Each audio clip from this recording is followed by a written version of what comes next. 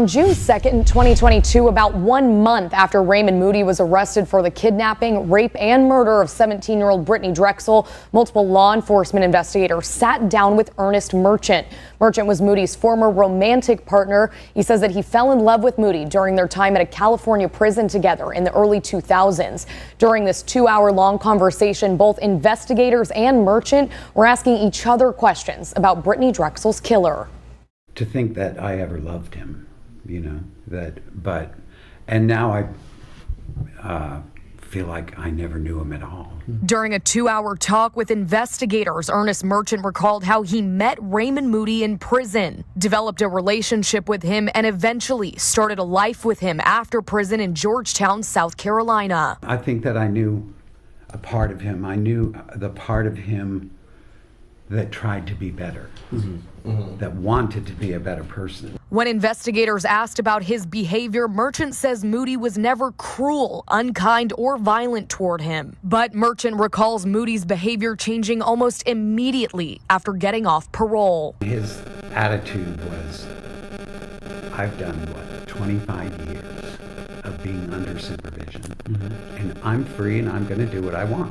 Their relationship ended shortly after when Merchant says he caught Moody having an affair with Angel Voss, forcing Moody to move out of their home. Voss became one of the last people to see Brittanee Drexel alive. After ending their relationship, Merchant says there were a handful of times that Moody, quote, really scared him. I realized I didn't know him at all. That look, that look, that one that said, I could kill you. While he says at the time he didn't know anything about Moody's involvement in Drexel's murder, Merchant told investigators that he thought Moody was capable of doing it. I can't say it out loud. It makes me so sad. It makes me so sad for that poor family, for that poor girl. And I pictured it. Yeah. I had it going over and over in my head and realizing that he drove right past where I was sleeping. Around the time of Drexel's disappearance, Merchant says Moody had scratches on his face, now believing those scratches came from Brittanee Drexel. Claw marks and on the face and neck and the bald head. He shaved his head. Merchant says at one point he confronted Moody about Drexel's disappearance. I asked him, I said, did you have anything to do with that girl's disappearance? No, I would never do anything like that. I would never do anything like that. And I guess I believed him, but that thing has never left me. During the 2-hour sit-down, investigators weren't the only ones asking questions, as Merchant had some of his own. Asking, why did Moody turn himself in? Their response was limited as the investigation was still ongoing. There was a series of events that occurred, and I don't know if this same outcome would have occurred 5 years ago had the same steps been taken. I think there was a confluence of events that led to this all working. And after hearing rumors, Merchant asked if Moody is terminally ill. But, he's dying of brain cancer and all that kind of stuff. I'm like, well, I don't really care, I hope it's painful. It wouldn't surprise me if he was. I'm a medical doctor. I am. Said he is. Another investigator added there are, quote, some health concerns. The only person who ever told this story to is my lawyer. And tonight we are working for you, digging even deeper into the evidence that investigators and prosecutors used to build their case against now convicted killer Raymond Moody.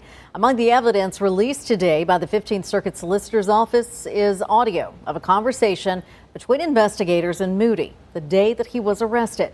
ABC 15's Emma Parkhouse joins us live in the studio with some of the chilling things that Moody had to say. Emma. Jen, Raymond Moody was taken into custody by authorities on May 4th, 2022, and while sitting down with his lawyer and multiple law enforcement representatives, he recalled the details of the night that he raped and killed 17-year-old Brittanee Drexel. Before we begin sharing pieces of this audio recordings and others, we do want to warn that some of this may be disturbing to viewers. They started from the beginning, asking Moody how he and his then-girlfriend, Angel Voss, crossed paths with Brittanee Drexel on Ocean Boulevard in Myrtle Beach on April 25th, 2009. The Drexel girl walking along on the sidewalk and smoking pot. She noticed that, walked over through the door and said something about that smells like good weed. I said, yeah, you want some? Sure. Get in. She hopped right in the back without a problem. Moody says the three of them made small talk, eventually inviting Drexel down to the Pole Yard boat landing in Georgetown. When she got in the vehicle, did you know it was for a bad purpose? No, not at all. That didn't even cross my mind. Moody says Drexel went with them willingly, but after Voss left is when Moody says things went bad, admitting to sexually assaulting Drexel and then murdering her. Things got out of hand. And I panicked, and she panicked, and I strangled her. Moody says he hid her body by the boat landing until he could bury it in a different location later on without his then-girlfriend knowing. During this conversation, prosecutors asked Moody if he recalled what he did with Drexel's personal belongings, like her phone and her purse. Actually, I dropped it in the donation box at the Salvation Army in Georgetown. All of her stuff, the phone included, and her purse? Not the phone. What did you do with where did the phone go? You can answer that, but I we can wrap that up. I threw the phone in the river. During another interview with Moody on May 5th, he added he burned or cut up all of Drexel's forms of identification. In the initial interview, when discussing the location of Drexel's remains, Moody told investigators he would only tell them if his former girlfriend Angel Voss was not held responsible for any part of Drexel's death. This was their response. Our assumption all along was that you probably were the one that knew where the body was at. Mm-hmm. And I think our actions show that we tried to talk to her many times. We tried to see if she would cooperate. We tried to picture because she's not the focus of our investigation. The focus of our investigation was you. Moody says Voss never knew anything about what happened to Drexel that night. While interviewing Voss on May 11th, investigators asked her if she was ever suspicious of Moody's behavior. No, I mean, he's never made me suspicious one little bit until things came on TV. And then I'm like, okay, what's going on? And he said, I told you, was she there? And that was my answer I got every time I said anything about it. He never said one word about the night or anything after that to me. Moody referred to Voss as a victim of his too for, quote, the way he used her for many years. What we have been able to do is to return a body to Chad and Dawn and hopefully start the process of closure. On Saturday, Richardson says he received a call from SLED Police Chief Mark Keel confirming the remains found along Old Town Avenue in Georgetown County belong to Brittanee Drexel. While he hopes the Drexel family can grieve properly now, he tells me justice is never going to be good enough. The next step for us will really be discovery and collecting all of the evidence and getting it in one place so that the defense attorneys can look at it.